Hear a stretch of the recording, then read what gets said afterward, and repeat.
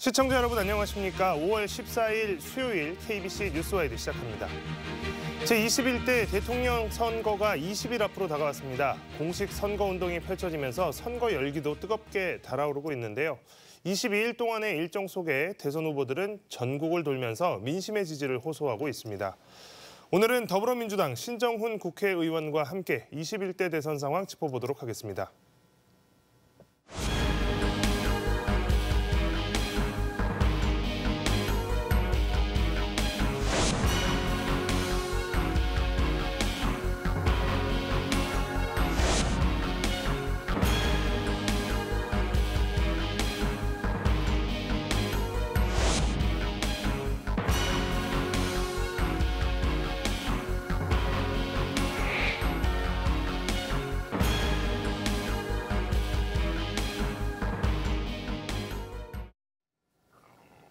네, 의원님 어서 오십시오. 네, 안녕하세요. 신정훈입니다. 바쁘실 텐데 또 찾아주셔서 감사합니다. 아이고, 불러주셔서 감사합니다. 네. 자, 공식 선거 운동이 이제 시작이 됐죠. 공식 선거 운동 첫날이 12일이었습니다. 더불어민주당의 이재명 후보는 광화문 광장에서 선대위 출정식을 열었는데요. 정치인들이 어떤 이야기를 하느냐보다도 어디로 가는지 동선이라고 하는 게 참 의미가 있게 읽히곤 하는데 광화문이라는 광장에서 출정식 어떤 의미로 해석하면 될까요? 우선 이번 선거가 12.3 내란을 극복하고 만들어진 선거 아닙니까? 그리고 내란 극복의 원동력은 응원봉을 들었던 국민들의 노력에 의해서 만들어졌고요. 그래서 이 빛의 광장이라고 하는 이 광화문이 갖는 상징성은 어찌 보면 내란 극복과 국민들과 함께 만들어낸 선거다라는 것들을 선포하면서 새롭게 만들어질 대한민국은 국민들이 주인되는 그런 나라, 또 국민들의 지혜와 힘을 통해서 만들어갈 그런 어떤 새로운 정부, 이걸 상징하지 않을까 생각합니다. 네, 공식 선거 운동이 개시되기 전부터 이 후보의 일정들 많은 관심을 받았었습니다. 대규모 유세는 할 수 없는 상황이긴 했지만 이 광화문 출정식에 앞서서 이 후보가 경청 투어라는 컨셉으로 전국을 돌아다녔는데요. 마지막을 또 전남에서 마무리를 했습니다. 의원님도 이제 함께 하셨는데 분위기가 상당히 좋았던 것 같습니다. 뜨거웠던 것 같고 지역민분들의 반응 대다수가 굉장히 우호적이었던 것 같은데 그때 상황대로 좀 어떻게 받아들이셨습니까? 좋았던 정도가 아니라 뜨거웠습니다. 아주 격렬했습니다. 어찌 보면 내란 그리고 본인이 겪어온 어떤 그 사법 리스크를 다 극복하고 마지막까지 계속되었던 사법 쿠데타까지 극복해낸 상황이었기 때문에 온 국민들이 후보를 맞이하는 분위기가 격렬했습니다. 거의 울고 울부짖고 정말 후보에게 한마디라도 더 좀 전하고 싶은 지역민들의 아우성이 그냥 연도에 그냥 가득 찼고요. 후보는 끊임없이 정말 경호상 때문에 좀 자유롭진 않았지만 그 많은 분들의 이야기를 듣고 적고 계속 그 국민들의 아픔을 그 자신의 아픔으로 또 느끼려고 하는 그런 느낌이 많이 들었습니다. 네. 자, 이번 선거를 보면 그동안 민주당을 중심으로 한 진보 진영 그리고 또 국민의힘을 중심으로 했던 어떤 보수 진영 이런 어떤 이념적인 대결에 가까웠던 지난 많은 선거들이 있었는데 좀 그런 구도와는 좀 사뭇 다르게 흘러가는 것 같습니다. 물론 계엄과 탄핵이라고 하는 전국을 거치긴 했지만 민주당 선대위의 구성에서부터 좀 이런 분위기가 많이 표현이 되고 있는데요. 진보 인사뿐만 아니라 보수로 불렸던 분들 또 중도층으로 불렸던 분들이 선대위에 대거 합류하면서 이런 부분들이 많은 주목을 끌었습니다. 최근에는 국민의힘 후보 경선에 나섰던 홍준표 전 대구시장의 지지자들이라고 하시는 분들까지 이재명 후보 지지를 선언했습니다. 놀라운 뉴스기도 했고 좀 낯선 뉴스기도 했습니다. 네네. 의원님 어떻게 보셨습니까? 굉장히 지금 분위기가 바뀌고 있다 이런 생각이 들었고요. 우선 이제 우리 그 민주당의 선거 방침은 기본적으로 범야권을 다 아우른다 기본이고 심지어는 내란에 반대하고 또 국민 통합에 찬성하는 모든 세력을 아우른다 이런 측면에서 어제 홍준표 지지자를 비롯한 그 보수 인사들의 지지 선언은 굉장히 좀 의미가 있었습니다. 그것보다 조금 앞에 있었긴 하지만 안동의 유림들이 이재명 후보를 지지했던 것은 굉장히 저한테는 또 새롭게 와닿았습니다.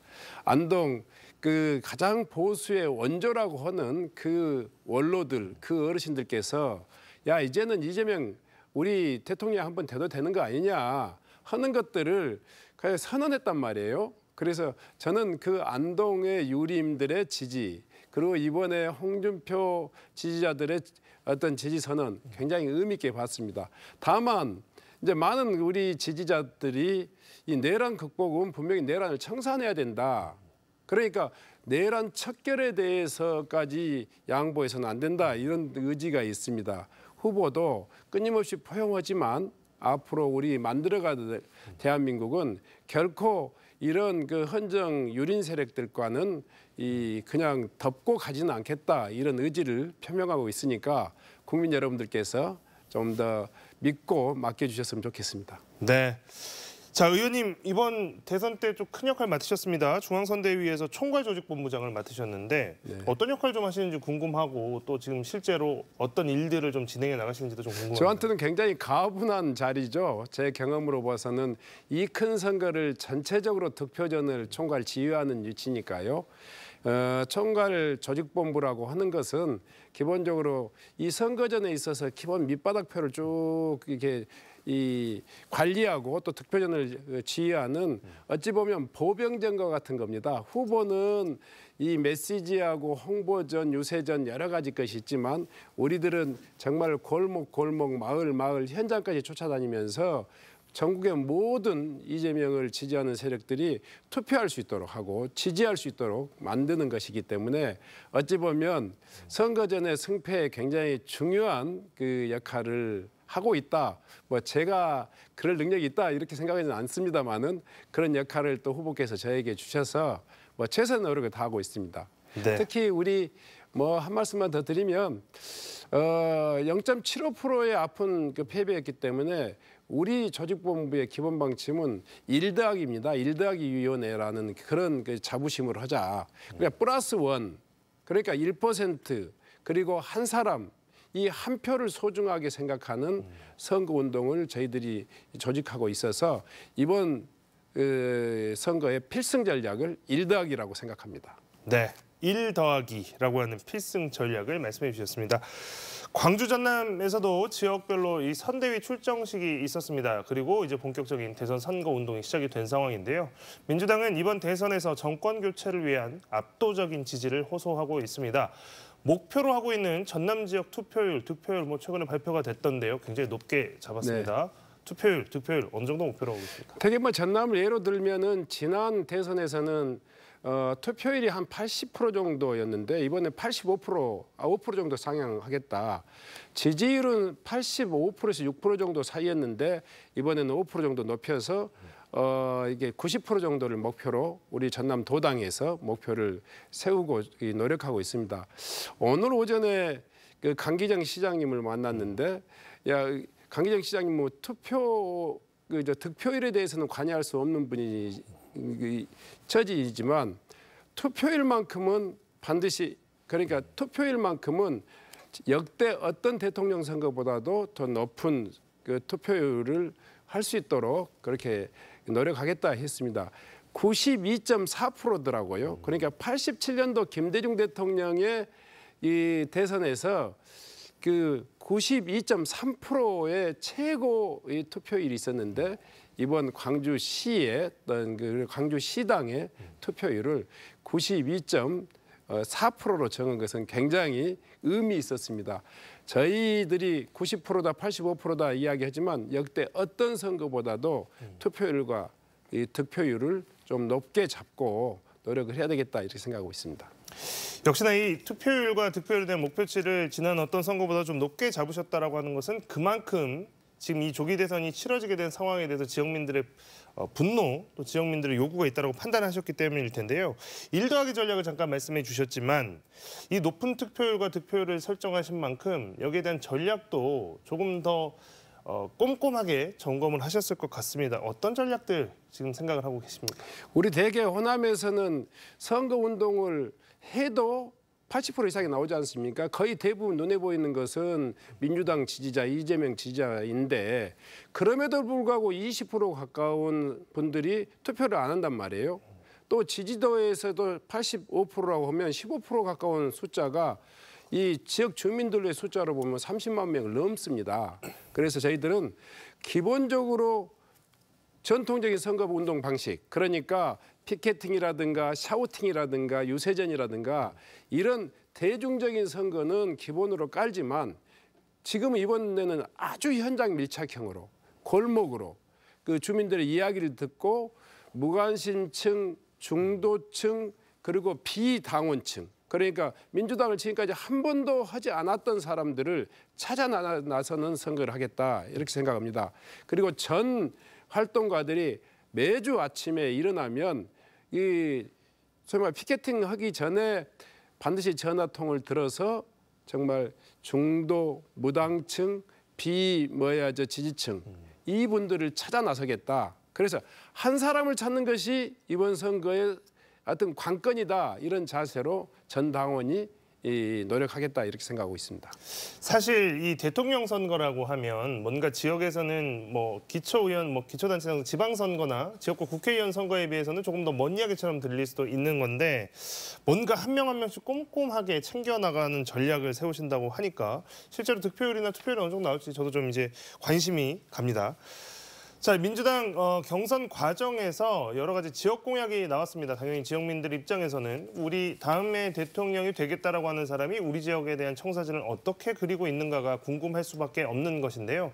이재명 후보도 여러 가지 이야기를 했습니다만 눈에 띄는 것들, 좀 귀에 들어오는 이야기도 좀 있었던 것 같은데 전남 지역에 대한 핵심 공약이라고 한다면 무엇을 이야기해야 될까요? 전남 광주는 AI 에너지를 중심으로 미래 산업을 이렇게 세우겠다 이렇게 이야기를 하셨습니다. 주로 이제 전남은 에너지 고속도로를 만들어서 정말 이 에너지의 생산지가 새로운 산업, 미래 산업을 또 근거지가 될 수 있도록 하겠다 이렇게 이야기하고 있습니다. 뭐 광주는 국가 AI 데이터 센터에 이어서 국가 AI 컴퓨팅 센터까지 약속하셨습니다. 그래서 AI 인공지능 산업의 어떤 그 근거지를 광주에 확고원이 약속해 주셨고요. 두 번째로 이제 호남은 우리 전남 같은 경우는 에너지 고속도로를 기반으로 한 그 에너지 신산업의 어떤 거점 도시를 만들겠다 이야기하셨습니다. 해남에는 세계 최대 규모의 데이터 센터를 약속하셨고 나주에 한전과 한전공대를 기반으로 한 에너지 신산업의 신기술의 어떤 이 거점 도시를 만들겠다 이렇게 이야기하셨습니다. 특히 이제 지금까지 전남을 지탱하고 있었던 여수의 화학산단이 굉장히 장치 또 오염 산업 아니었습니까? 이걸 친환경 고부가가치 산업으로 전환시키겠다. 그리고 광양에 지금 이 제철 산업도 굉장히 탄소 문제 때문에 굉장히 크게 이산화탄소 발생량이 많아서 이제 수소 기반의 수소 환원 제철 기술로 이제 전환하겠다. 뭐 이렇게 약속을 하셨습니다.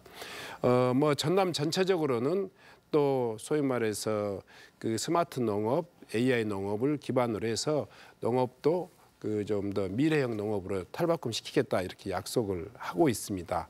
뭐 다양한 부분에 있어서 이 약속을 하셨기 때문에 제가 다 말씀은 드리지 못하지만 핵심적으로는 민주정부 4기는 지금까지 민주당의 승리의 견인차 역할을 한 이 호남의 민주정부 4기 정말 호남을 책임지겠다. 호남을 제대로 이렇게 세우겠다 하는 의지를 가지고 이번 공약을 준비하고 있다 이렇게 말씀드립니다. 네. 자, 미래 청사진 에너지를 기반으로 한 것들 그리고 이제 AI라고 하는 것들 이런 산업 동력에 대한 것들을 이제 민주당에서 지역 공약으로 내걸고 있는 상황인데요. 현안 중에서 좀 답답한 것들이 있어서 이런 부분에 대해서도 지금 이재명 후보가 민주당이 과연 준비를 잘 하고 있는가 많은 분들이 궁금해하고 계십니다. 아시다시피 이제 전남은 전국에서 유일하게 의과대학이 없는 광역지자체이고 지난 윤석열 정부에서도 전남권 국립의대 설립을 추진하기로 했는데 지금 계엄 이후로 탄핵 정국 지나면서 뭔가 지금 제대로 진행이 되지 않고 있는 상황인데다가 지금 의대 직원이 또 백지화되면서 이것마저 지금 무산되는 것 아니냐는 우려가 큰 상황입니다. 이 부분에 대해서 민주당 또 이재명 후보는 어떤 입장이고 또 이후에 만약에 당선이 된다라고 하면 이 문제 좀 어떻게 풀어나갈지 많은 분들이 궁금해하실 것 같습니다. 네, 똑같은 말을 되풀이하는 것 같지만 유일하게 국립의대가 없는 지역이 전남과 전북입니다. 이 지역의 의료 공백이 굉장히 심각한 상황이기 때문에 우리 후보께서는 분명히 약속을 하셨습니다. 그러니까 이 전남과 전북의 의대를 신설해서 국립의대를 신설해서 공공 필수 지역 의료의 여건을 확고히 바꾸겠다. 그래서 정주 여건을 개선하겠다 이렇게 약속하고 있고요. 저는 이제 여기에 기본 취지는 윤석열 정부는 소위 말해서 지역에 맡겼고 또 지역에다가 밀면서 자기 자신들의 책임을 소위 말해 의정 갈등을 교묘히 이용했지 않습니까? 저희들은 정부가 주도하고 국가가 주도해서 이 의정 갈등을 마무리하고 또 국립의대 신설을 추진하겠다 이렇게 약속드립니다. 네. 자, 또 하나 현안 중에 굉장히 또 관심이 있는 분야기도 하고요. 또 의원님의 지역구 문제기도 한데요. 사실 이제 그 에너지 관련해서 이제 전남이 새로운 뭔가 에너지와 관련된 산업의 메카가 되기 위해서는 인재를 배출해야 되는 것이고 그 인재 배출에 가장 큰 역할을 해야 되는 것이 바로 혁신도시의 켄텍 한국에너지공과대학입니다. 이 한국에너지공과대학이 지난 문재인 정부 때 설립이 되기로 했는데 이제 중요한 시기, 이제 막 개결하는 시기에 이제 정권이 바뀌면서 네. 홀대 논란이 끊임없이 있어 왔습니다. 네. 그리고 그 이후로도 지금 어떻게 잘 정착을 해야 되는 시기인데 이게 지금 제대로 지원을 받지 못하면 안 되는 거 아니냐 이런 우려들도 굉장히 큰데요. 이 문제에 대해서도 좀 민주당 입장에서는 좀 신경을 쓸 부분이 많이 있는 것 같습니다. 네. 그 윤석열 정부가 잘못한 것 중에 지역 차별을 노고라 했던 대표적인 사례가 이 한국에너지공과대학 켄텍입니다. 켄텍에게 정상적으로 약속했던 예산, 그러니까 1년에 250억을 지원하는 그 국비 지원 예산을 100억으로 그냥 절반 반토막 내버렸던 거 아니겠습니까? 그리고 근 1년 동안 지금 거의 아무런 잘못도 없었던 한전공대 총장을 그야말로 지금 공석으로 두고 있지 않습니까? 이 과정에서도 한전공대, 그 한국에너지공과대학의 구성원들의 정말 피나는 노력으로 대학이 아주 좀 정상적으로 4년 전 학년의 편제가 완성되어 있습니다.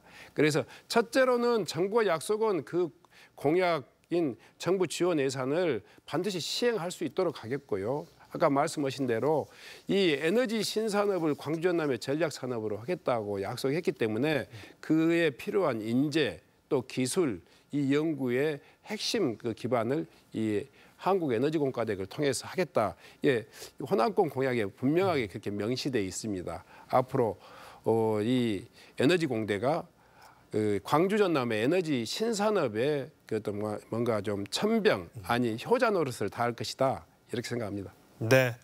자, 민주당이 또 그리고 이재명 후보가 이제 6월 3일 선거에서 맞상대하게 될 사실 가장 위협적인 정당 또 후보는 역시나 국민의힘 그리고 국민의힘의 김문수 후보라고 할 수 있겠습니다.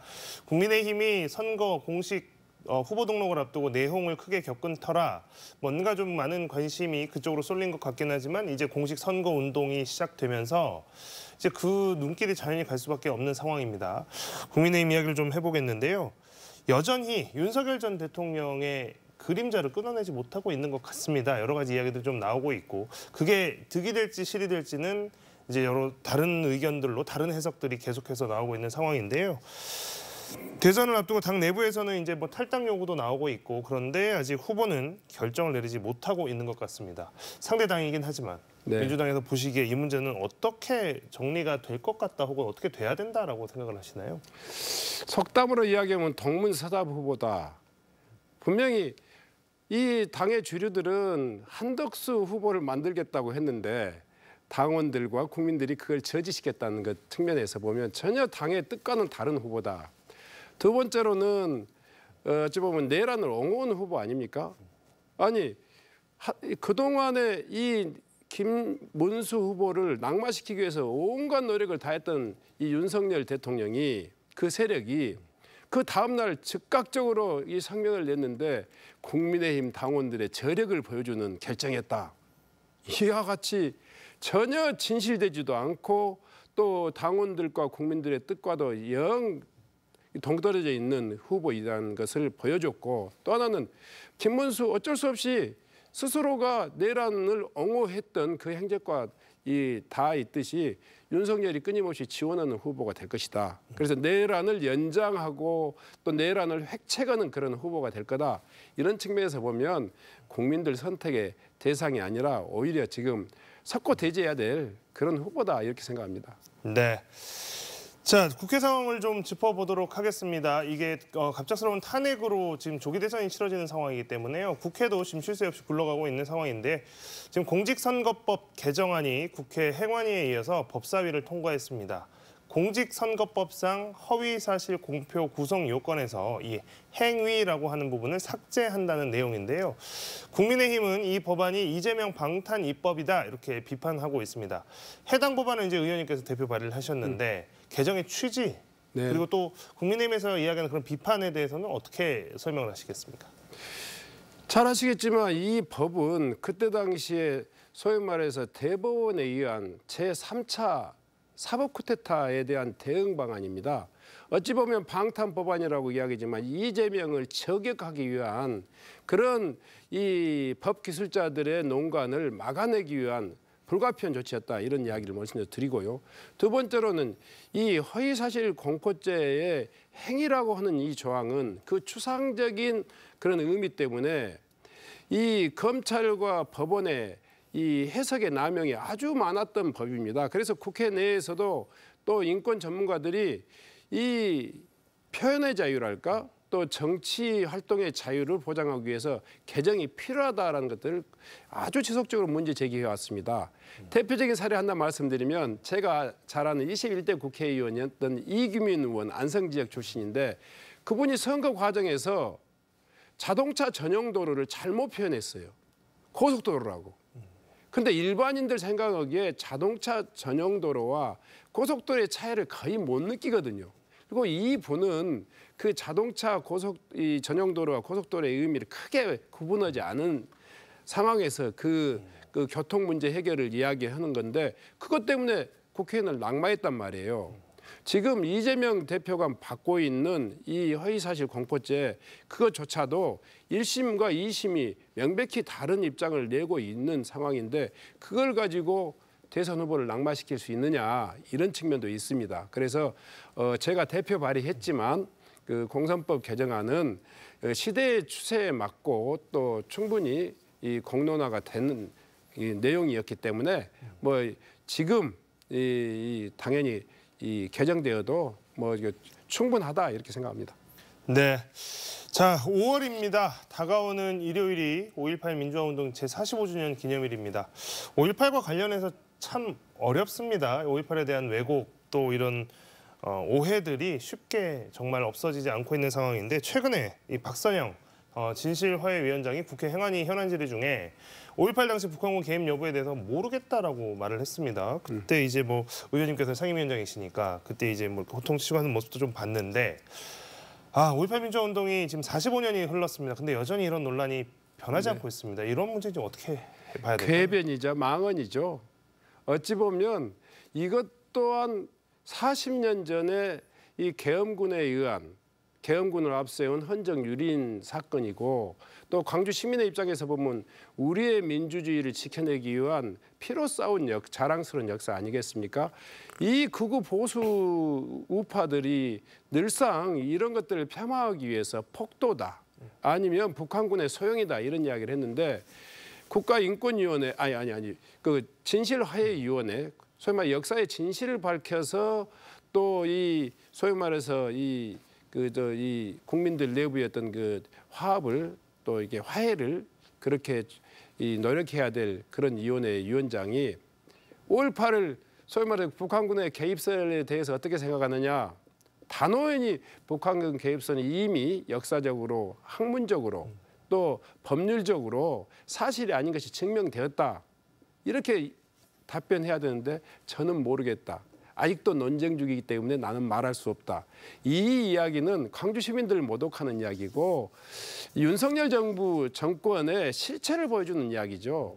윤석열 정부가 국가인권위원으로 했던 김용원이랄까 또 이 소위 말해 진실화해위원회 전임 김광동 위원장이랄까 또 이 박선영 위원장은 명백히 국민 일반의 인식 또 헌법적 질서를 부정하는 반헌법적 세력이다. 그래서 이분들을 저는 이 계엄 내란 세력이다 이렇게 규정하는 거고 앞으로 이 5.18을 통해 가지고 새로운 정부는 정말 민주주의와 인권 그리고 또 헌정 질서를 수호하는 세력들의 이 소위 말해 새로운 정부라고 생각합니다. 5.18 문제에 좀 이어서 질문 하나 더 드려보고자 합니다. 이번 5.18 민주화운동 이제 45주년은 사실 위헌적인 비상계엄 직후에 그리고 이제 비상계엄으로 인해서 윤석열 전 대통령이 파면된 직후에 맞는 기념일이기 때문에 더욱 뜻깊고 또 많은 관심이 집중될 수밖에 없습니다. 대통령이 지금 없는 상황에서 대선 후보들이 아마도 5.18 기념식에 참석할 것으로 보이는데 어떤 이야기를 할지도 당연히 관심이 모아집니다. 후보들마다 어떤 이야기를 할지 기대도 되고 또 걱정이 되는 부분도 사실 좀 있습니다. 어떤 메시지들이 좀 나와야 될까요? 저는 대개 그 역사적으로 자신의 정통성이 부정한 그런 정치 세력이 꼭 그 첫날 5.18 묘역을 와서 이 머리를 조아리는 걸 보면서 참 항상 안타까웠습니다. 우리가 바라는 것은 우리의 역사, 민주주의의 자랑스러운 이 역사의 하나로서 5.18에 대해서 정말 겸손하고 그 정신을 이어받겠다. 정치적으로 구현하겠다. 이런 약속의 장이 돼야 되는데 자기 정치적 정통성의 문제를 이렇게 회피하는 그런 그 요식 행사가 아닐까 생각합니다. 이번 5.18이야말로 헌정을 유련한 그런 계엄 이후의 세력이 선거이기 때문에 여기에 오시는 분들은 정말 다시 5.18로 돌아가서 정말 국민 통합과 민주주의를 제대로 세우겠다. 이런 각오와 다짐을 하는 그런 5.18이 되었으면 좋겠다 생각합니다. 네. 자, 마지막 질문 드리겠습니다. 이제 21대 대선이 제가 아까 서두에 말씀드린 20일 이제 딱 남았습니다. 20일 앞으로 다가왔는데 마지막으로 이번 선거에 임하는 민주당의 각오 또 지역민들께 전할 말씀 한 말씀 부탁드리겠습니다. 우리 이재명 후보께서는 오로지 국민이 주인되는 주권자 국민을 나라의 주인으로 세우는 그런 대한민국을 만들겠다 이렇게 약속하고 있습니다. 그것이 진짜 대한민국을 이야기하는 우리들의 진심입니다.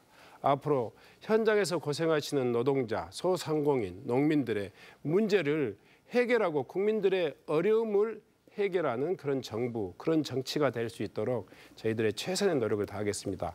국민 여러분들의 적극적인 어떤 지지와 또 관심 부탁드립니다. 네, 오늘 더불어민주당 신정훈 의원과 이야기는 여기까지 나누도록 하겠습니다. 의원님 나와주셔서 고맙습니다. 네, 고맙습니다.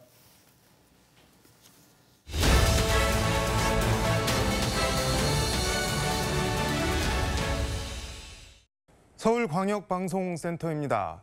우여곡절 끝에 국민의힘 대선 후보를 확정한 김문수 후보가 아직 오차범위 바깥이긴 하지만 여론조사에서 뚜렷한 상승세를 보이고 있습니다. YTN 조사의 경우 이재명 46%, 김문수 33%, 이준석 후보 7% 순으로 나타났는데 60대 이상에선 김문수 후보가 이재명 후보를 앞서는 걸로 조사됐습니다. 여의도 초대석 김문수 캠프 시민사회 총괄 단장을 맡고 있는 김행 전 국민의힘 비대위원과 관련 얘기 해보겠습니다. 단장님 어서 오십시오. 안녕하세요. 오랜만이죠? 예, 오랜만에 뵀는데 네. 여기 화면에는 안 보이는데 청바지에다가 운동화 상당히 캐주얼하게. 원래 밑에는 맨날 늘 구두가 없어요. 늘 운동화 신고 다녀요. 네. 대선 전투복인가요? 아니에요. 평상시에도 그 운동화 신고 다녀요. 아무튼 우여곡절 끝에 김문수 후보가 후보로 확정이 됐고. 우여곡절이 아니라 기적이죠. 기적. 기적? 네, 기적이죠. 왜 기적인 건가요? 이 당원이 바꾼 거잖아요. 지도부가 생각이 바뀌어서 바뀐 게 아니라 네. 정말 당원이 바꾼 거니까 당원 혁명이지 않습니까? 그러니까 기적이죠. 저희 당원이 77만 명이에요. 그 당원들한테 전수조사를 하지 않았습니까? 네. 그 당원들이 선택해서 정말 제대로 된 정당 민주주의가 무엇인가를 보여줬으니까 정말 기적이죠. 어떤 의미가 있는 걸까요, 그러면? 아니 네. 5월 10일 하루를 보자면 네.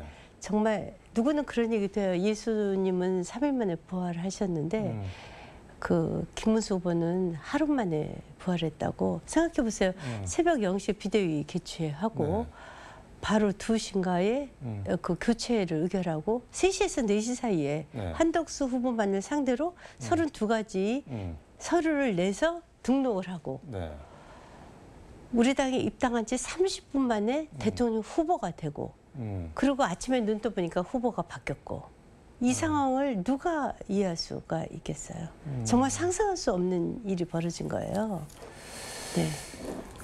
김문수 캠프는 일단 출범을 했는데 지금 보니까 영남 5선 중진 김기현 의원이랑 호남 이정현 전 새누리당 대표가 공동 선대위원장 네. 영호남 이렇게 맡았던데 네.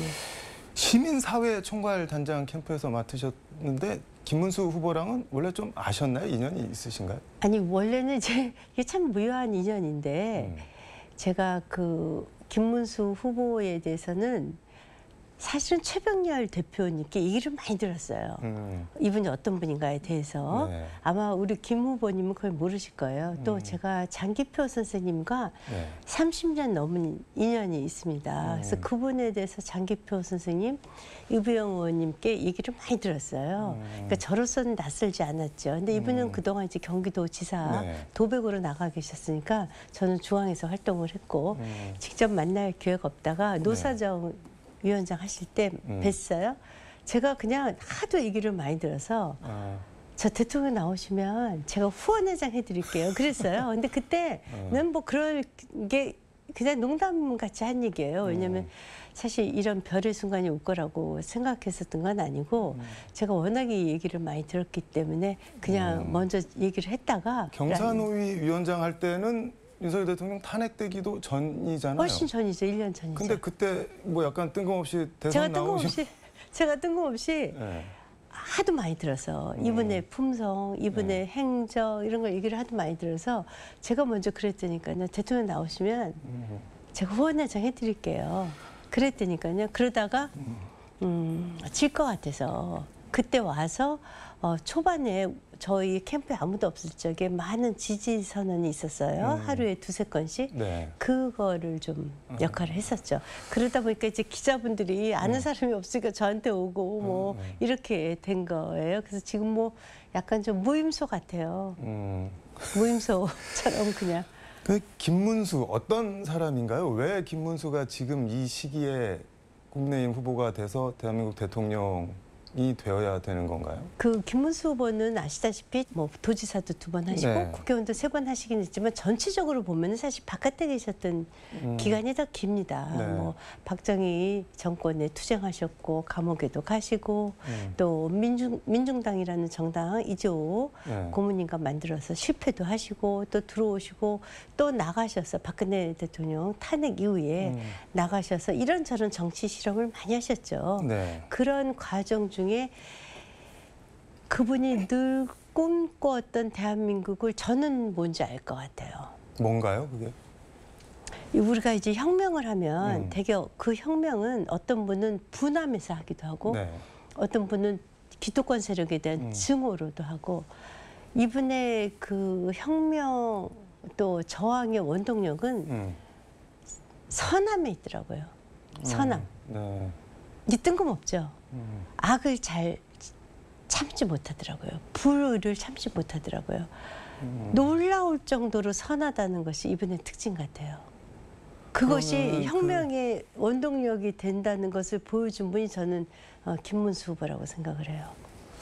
근데 94년인가로 제가 네. 기억을 하는데 YS 김영삼 대통령이 민자당 정계 입문 민자당으로 그때 오라고 들어오셨죠. 했을 때 네네. 그때 남기었던 말이 혁명의 시대는 갔다. 혁명의 시대는 네네. 끝났다 그러면서 민자당을 입당했는데 네, 맞아요. 지금 다시 뭐 혁명을 해야 되는 뭐 그런 뭐 이제 그때의 혁명과 지금의 혁명, 지금은 이제 어떻게 보면 사회 개혁이라는 말이 더 많겠죠. 네. 그 의미는 다르지만 그때 이제 그분이 그 러시아의 붕괴를 네. 보고 또 박정희 대통령이 이룬 산업화에 대해서 굉장히 감명을 많이 받으신 것 같아요. 그래서 이승만 대통령과 박정희 대통령에 대한 연설, 특히 박정희 대통령의 추모사를 그분이 직접 쓰셨어요. 그걸 보시면 정말 눈물 나와요. 그러니까 그분이 그것 때문에 이제 그 낡은 진보 이념 갖고는 국민을 먹여 살릴 수 없다. 얼마 전에 가짜 진보를 찢어버리고 싶다 이런 말씀도 하지 않았습니까?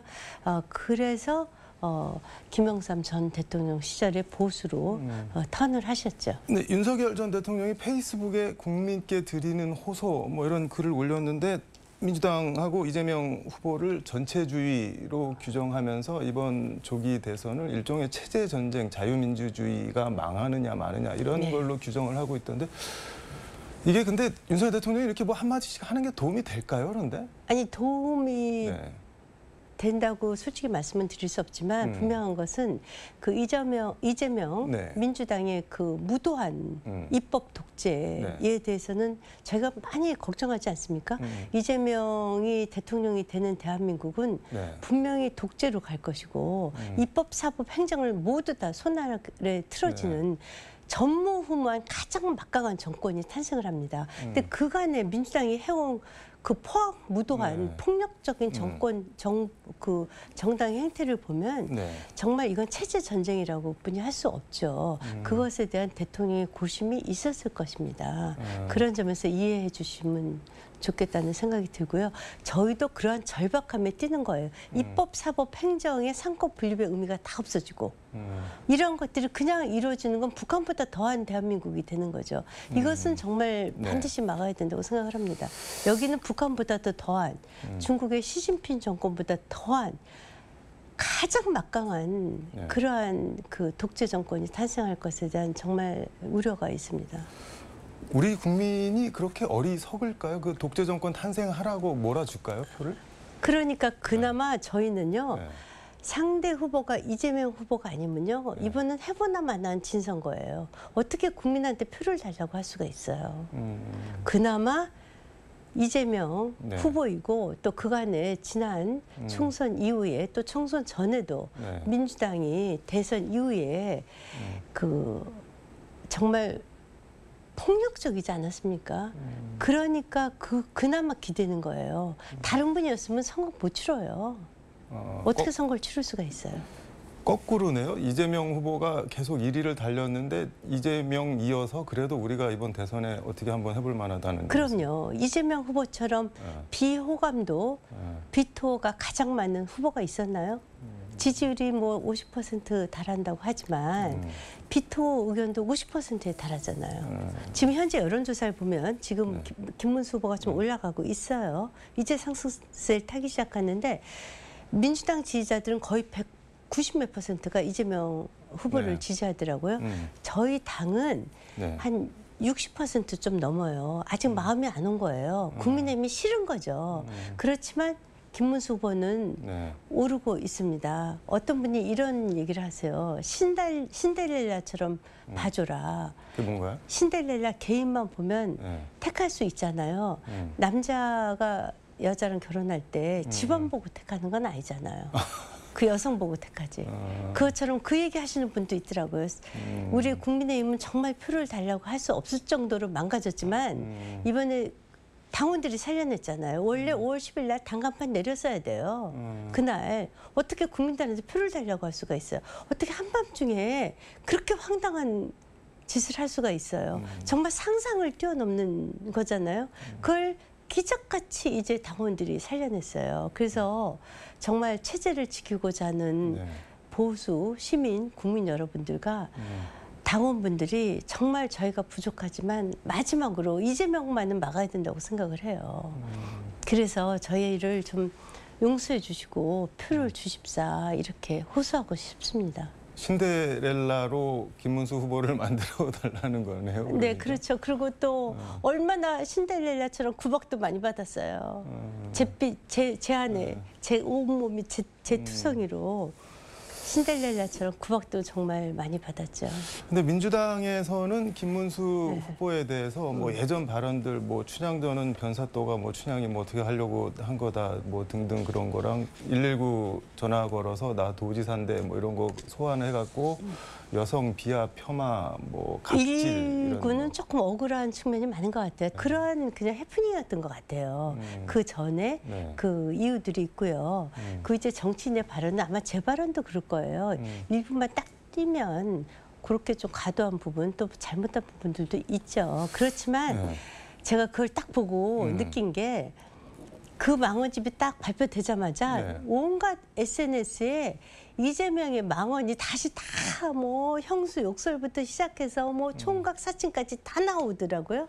그걸 보면서 똥 묻은 개가 겨 몇 개 묻은 그 개를 욕한다고 하는 그 작태가 참 한심하고 불쌍하다 그런 생각이 뭐 들더라고요. 망언 욕설 이런 얘기 꺼내면은 민주당이 손에다 뭐 그렇게 아 그렇죠. 본인들의 그 이재명 그 후보께서 하신 욕설과 거짓말은요. 네. 일반인들은 그렇게 하고 안 살아요.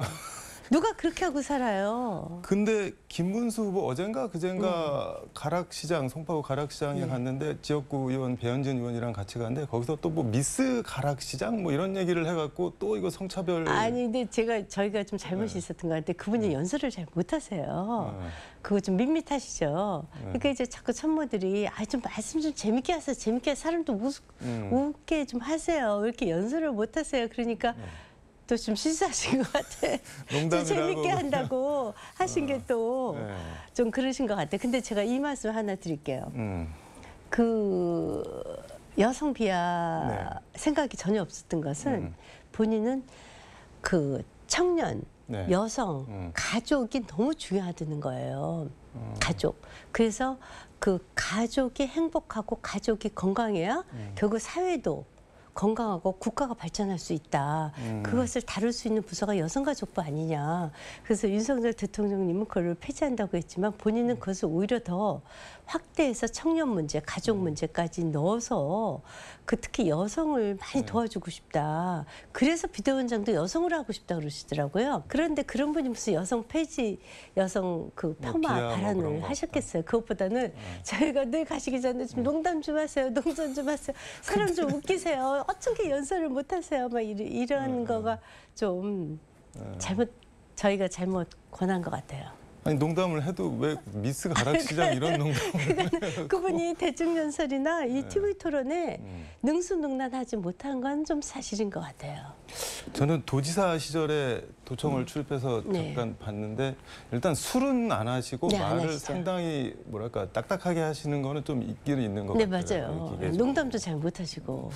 근데 대통령 되시면이라는 표현을 썼는데 네. 지금 앞서 YTN 여론조사도 뭐 네. 잠깐 전해드렸고 근데 뭐 이거는 중앙선거 여론조사심의위원회 홈페이지 참조하면 되고 자세한 사항은 상승세 배경이나 이유 어떻게 보시는지 그리고 실제로 대통령 당선 가능성까지 보시는지 이제야 이제 김문수 후보의 진가를 아는 것 같아요. 특히 기적을 경험했잖아요. 당원이 살려낸 후보잖아요. 그 과정 중에 이분이 살아온 삶이 이제 막 조명되기 시작하는 것 같아요. 그런 것들이 하나의 그 영향력이라고 이게 지지율이 올라가는 계기라고 생각을 하고요. 우리 당 후보로는 안 찍을 거예요 아마. 근데 이제 김문수 개인의 경쟁력 또 하나는 역시 이재명. 이재명만큼은 막아야겠다. 네, 저는 그것이 결집시킬 것으로 봅니다. 네. 그러면은 말씀하신 별의 순간이 실제로 올 거라고 믿고 지금 운동을 하시는 건가요? 네, 왜냐하면 정치인은 일생에 뭐 몇 번 안 되게 별의 순간이 올 것 같아요. 이번에 첫 번째 별의 순간은 민주당의 서영교 의원이 만들어줬죠. 갑자기 사과하세요. 일어나서 사과하세요 뭐 이러는 바람에 그 갑자기 그 전에 뭐 김문수 후보가 뭐 장관인데 누가 알기나 했었어요. 그때가 한번 별의 순간이고 저는 사람들은 잘 모르는데 두 번째 별의 순간은 한센마을 갔었을 때 흘린 눈물이라고 생각을 해요. 그것이 그분의 일생의 모습이거든요. 뭐 구태여 표현하자면 세 번째 별의 순간은 쌍권이 만든 것이 아닌가 이런 생각도 들고 그런데 이제 마지막 별의 순간은 저는 이렇게 봐요. 최근에 제가 노무현 대통령 생각을 참 많이 해요. 최근에 제가 2002년 그때 노무현 대통령을 옆에서 많이 봤거든요. 네. 그때 노무현 전 대통령은 지지율이 3%까지 떨어졌어요. 네. 그 후보를 민주당이 버리지 않더라고요. 끝까지 지키더라고요. 끝까지 대통령을 만들더라고요. 저는 저희 당이 네. 보수 애국 시민들이 네. 또 범보수 반 이재명 세력이 우리 김문수 후보를 지킬 거라고 믿습니다. 결론적으로 서영교 의원, 쌍권, 이재명 후보가 김문수 후보를 별의 순간, 마지막 순간을 가져다 줄 거다. 지금 그렇게 말씀을 하시는 거네요. 네, 그 결정적인 건 이재명 후보가 만들 거라고 봐요. 알겠습니다. 시간이 다 돼서 마무리 말씀 호남 유권자께 혹시 하시고 싶은 말씀 있으면 한 말씀. 제가 박준영 도지사하고 굉장히 가까워요. 그래서 그때 도지사 할 때 네. 상당히 많이 갔어요. 이번에 세이브 코리아 때 광주 방문했습니다. 그 앞에 그 택시 승강장까지 또 청소가 안 돼 있고 곳곳에 쓰레기도 많고 물론 신도시가 생기긴 했지만 구도심이 그때와 비교하니까 너무나 낙후된 거예요. 제가 진짜 광주 출신도 아니지만 너무 도시가 낙후돼서 우리 모두가 놀랐어요. 그래서 제가 광주 시민께 여쭤봤어요. 왜 이렇게 도시가 낙후됐냐. 목포도 갔었거든요. 목포가 밤에 8시면 불이 다 꺼지고 돌아다니는 사람 통행인들이 없더라고요. 그랬더니 그 광주 시민이 저한테 하시는 말씀이 일당 독재의 결과다. 이제 민주당만 찍어주면 안 되다. 이거 제가 한 얘기가 아니에요.